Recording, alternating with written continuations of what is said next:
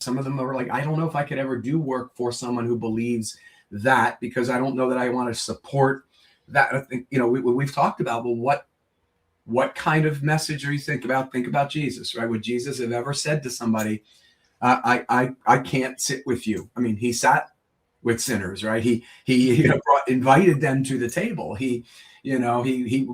But we're supposed to be more of a hospital for the sick, right? I mean, if you're not engaged with them, how can we ever lead them to Christ, right? So that, I just think there are little things we can do that are subtle enough to just say, this is who I am. That's always been my thing, is like, you need to know that I am a believer, and that everything that I do is based on that.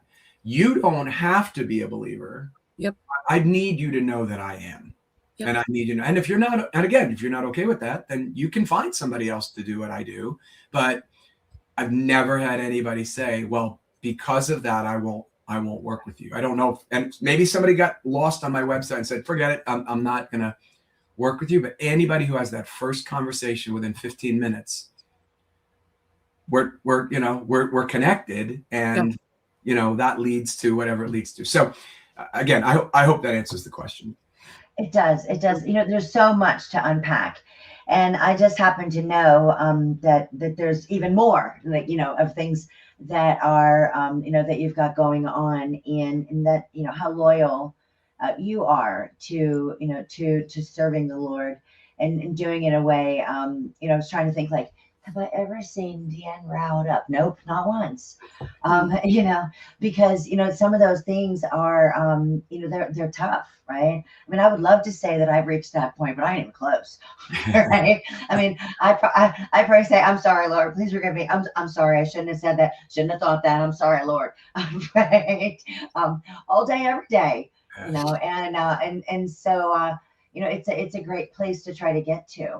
We would love to keep on going and keep on going and keep on going, but I want to ask, is there a final thing that you could leave with people for today? And then, of course, we are going to put all kinds of ways for people to reach you and information about you as well, and then have you back again, because we've got some things tucked up the sleeves.